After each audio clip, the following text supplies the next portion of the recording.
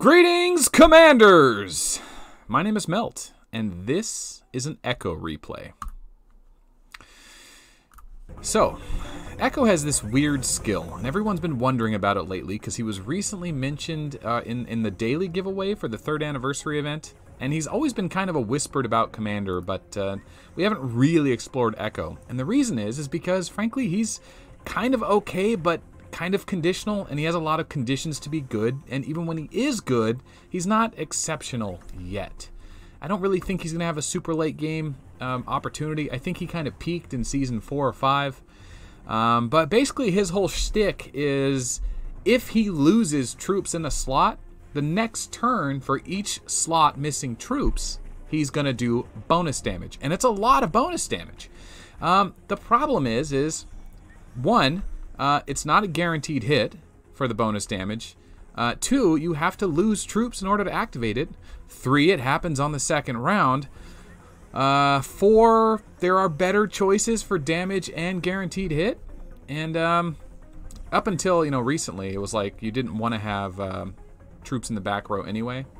But he's not totally useless. And the new meta really does dictate having stat ignoring abilities like Leo and Sagittarius and Breakdown from Vega and Sniper from Nekajiro.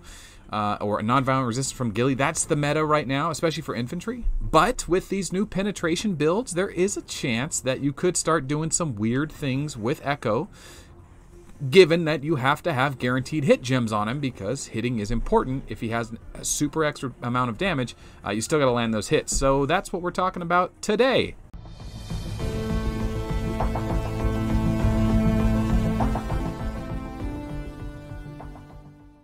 Longest intro ever. Okay, so that's the end of the YouTube replay. That was something I recorded earlier just so I'd have like solid proof in Ace of Galaxy. Of course, that was with my tier 11 troops and against, tier 11 infantry versus tier 9 walker. Not the best example. And although we got to look at the damage, and I do have the damage here, you'll see that even though it was quite a bit of damage, like I said in that tier 12 meta, it really doesn't matter. Those tiers 12 have so much HP and defense. You really need to trigger Sagittarius and Leo to really make his extra bonus damage super potent. It's literally the reason why people stopped using Golem.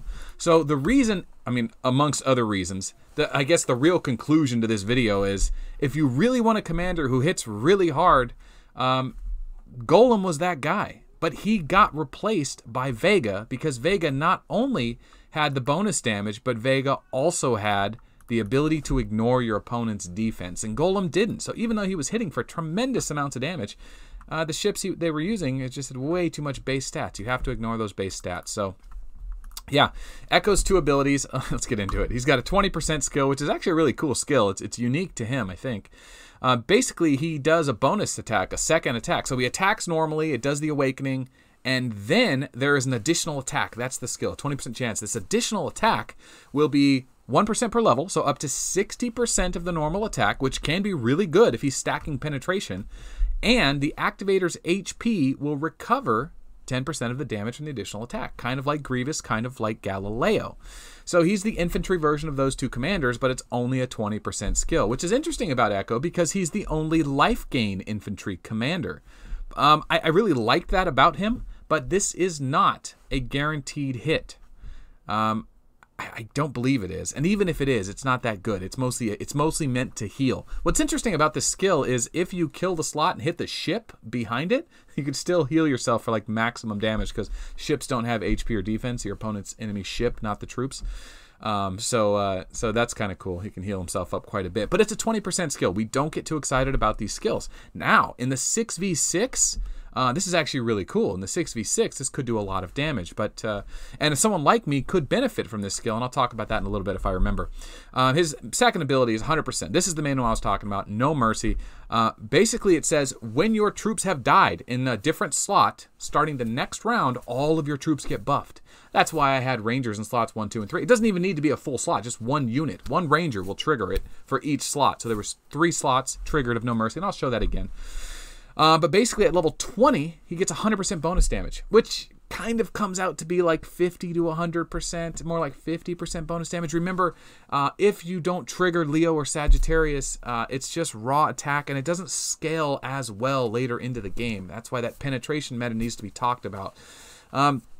And I kind of leave this conversation over. I keep mentioning that penetration meta because I don't want to totally rule Echo out. I really don't think he's that bad. He's definitely not like a C or D commander. He's definitely a B commander. He's kind of like interesting. Like he has potential, like Medusa or Thunder Ray or not Blader. This heal ability on him is really cool, and his ability to stack up a ton of damage and then use Sagittarius and Leo makes him really powerful. Okay, so let's go back to the replay. Right now, this skill's only given, at level 20, is only given 100% bonus damage, so that's important to know going into this. All right, so let's start this replay from here. Here's the volunteers.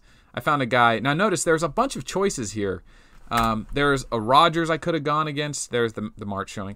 There's a Rogers I could have gone against. There's a Hoodoo I could have gone against. Remember, this guy, he also has a lot of bad matchups, right? You got to be careful of some matchups. Commanders like Stella who will just bust through and kill him on the first turn. So there is a lot of bad matchups for Echo. And he can't ignore Rogers' defensive stance, and Elf's Curse will just crush him in the first round and the second round. So he doesn't have a lot of great matchups, but as a one-slot buster or a back row buster, he can do a lot of damage. So first attack's going to happen. It's Sagittarius. Sagittarius doesn't provide bonus damage. It just lowers your enemy's HP. So we don't actually see any bonus damage. So whatever this damage is true. So 300,000 with the crit. Everything should be a crit. And I'm running like pure damage gear. So there's 300,000. There should be another 300,000. Perfect. Okay. So sticky bombs aren't hitting me very hard. I don't know if he doesn't have good gear on or what the deal is, but not too worried about it. Here comes a pursuit. So here's that healing double strike skill. So there's the basic hit. Here comes the pursuit hit, and he's going to heal. So instead of doing 300,000, he does 30,000, 10%. And then he heals 10% of that. Of course, that levels up. So take it for what it is. It's straight value. It's like an additive multiplier. You don't have to worry about anything crazy happening. It's just straight up. Pretty awesome. Pretty easy to understand. Nothing special there. All right, so now the last slot has gone. I'm going to trigger all my No Mercies. There's one No Mercy. That's for slot 1. There's 2 No Mercies. That's for slot 2. There's 3 No Mercies. That's for slot 3. Now, all of my troops just got a 100%, a 100%, and a 100%. I'm assuming that's the way that works. I should probably double check that. Probably. Because, I mean, if you lost 5 slots and got 5 stacks, it might be even bigger, which it would be even bigger. But you're going to see that 300,000 base hit is about to turn into... donk. 486,000. So, although he got 300% buffs from that thing, he only ends up hitting for 486,000. You know, for the sake of this video, I'm going to only lose 1 slot and see if that No Mercy does stack. If it doesn't stack, that's going to be really bad. Okay, so here's the new March. I'm only putting 1 Ranger there. I'm hoping slots 2 and 3 don't die. They shouldn't.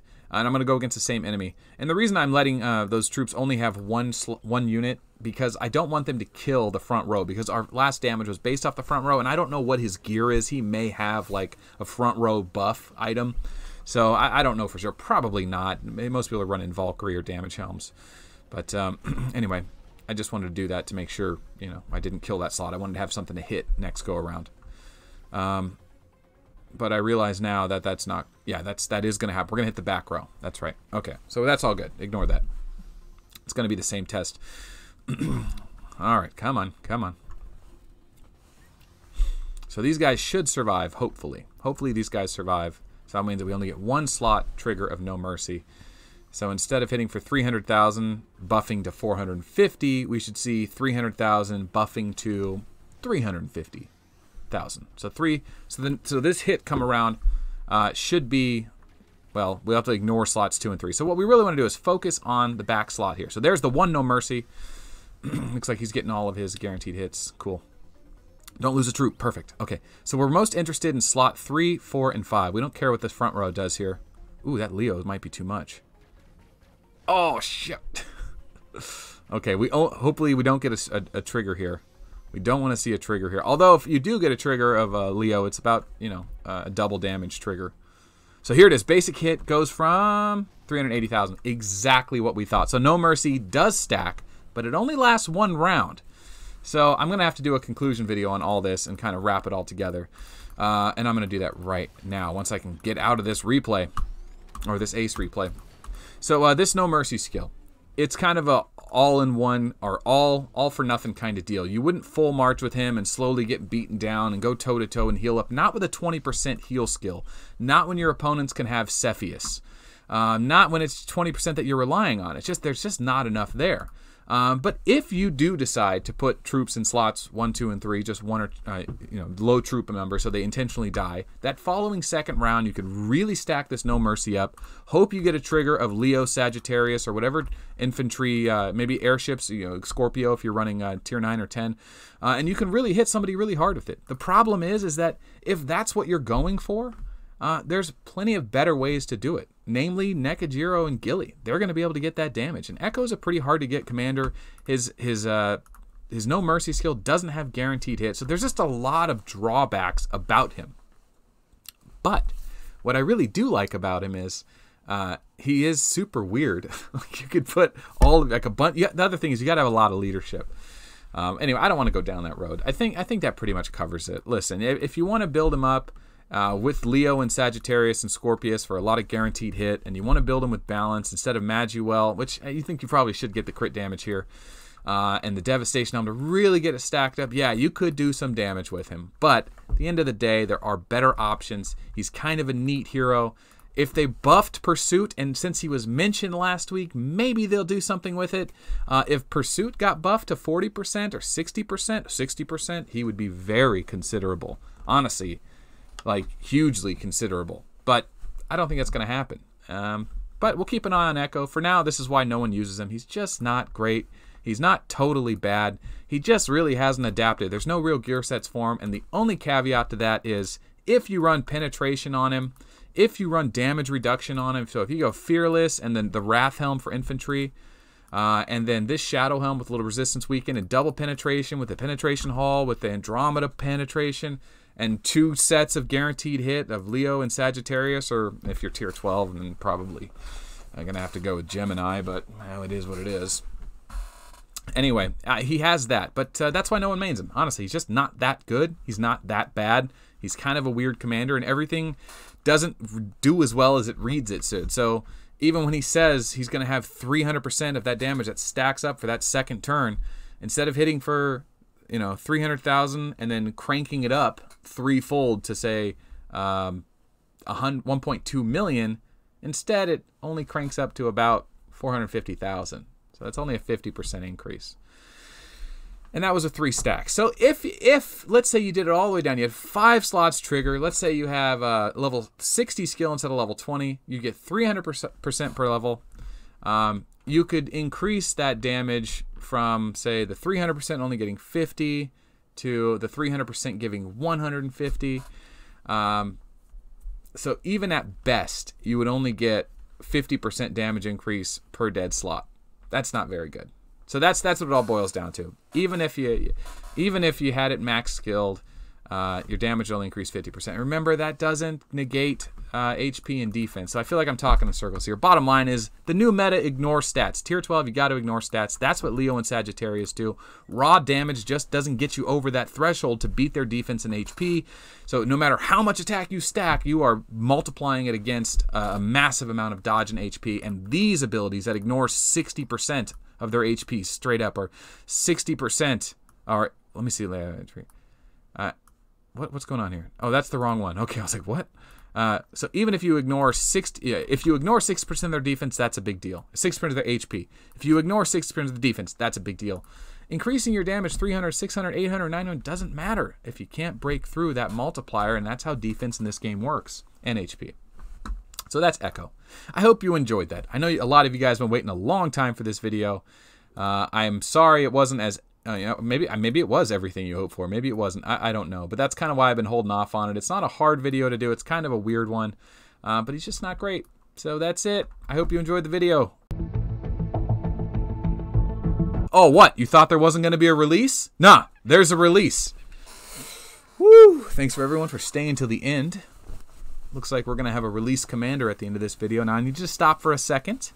Pick out that commander. Remember, the playoffs are here. These points for choosing the right commander are going to add up. We are doing a raffle. I got a little surprise.